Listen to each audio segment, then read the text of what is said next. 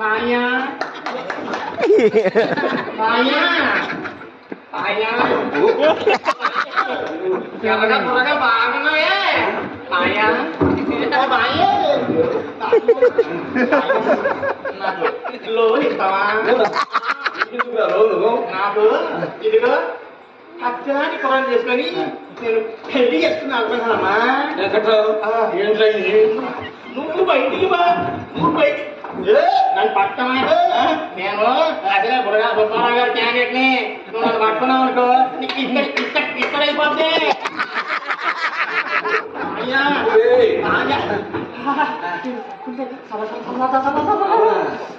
పట్టుకున్నావే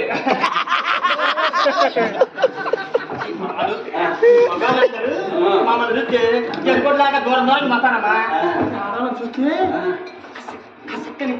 పోతాడు కదా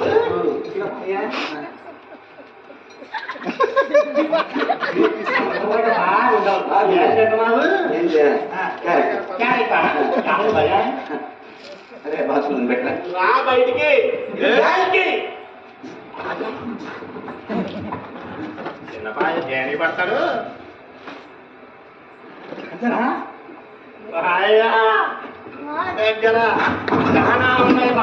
స్టేజ్ ఊగుతుంది.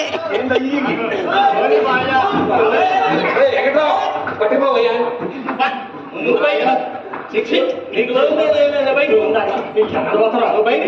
అయిపోతావురా చిన్న బాగా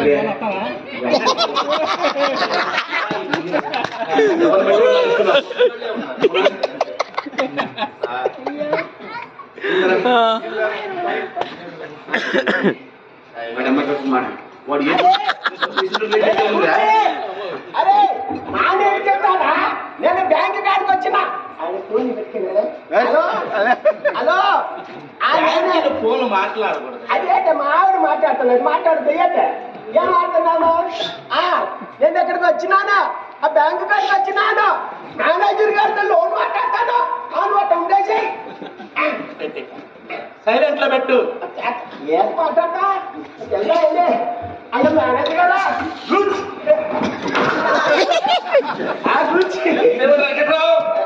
కూర్చోండి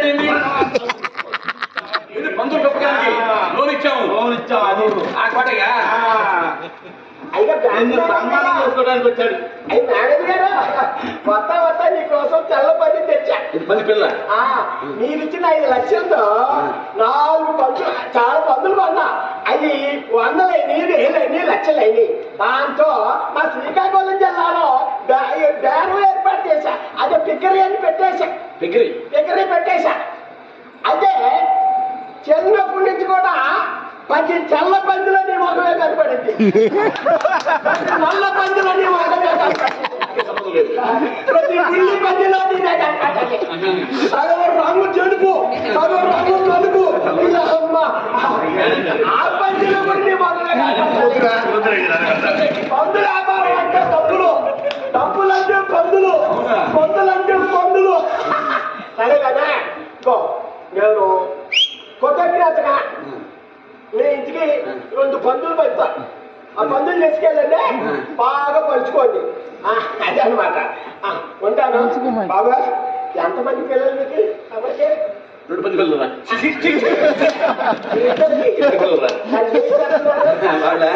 వదులు వేసుకుంటున్నారు.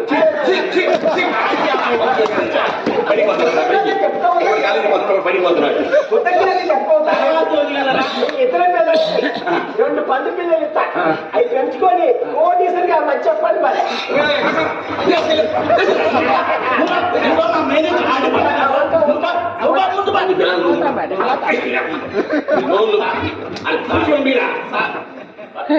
వచ్చేస్తున్నారు సార్, సెక్యూరిటీ కూడా చూస్తుంది. అందుకని ఏమో పారా 2 పంది పిల్లలు ఇచ్చారని తెలుసుకుందామా. వద్దు ఈ ఉద్యోగం వద్దు, నాకు వద్దురా.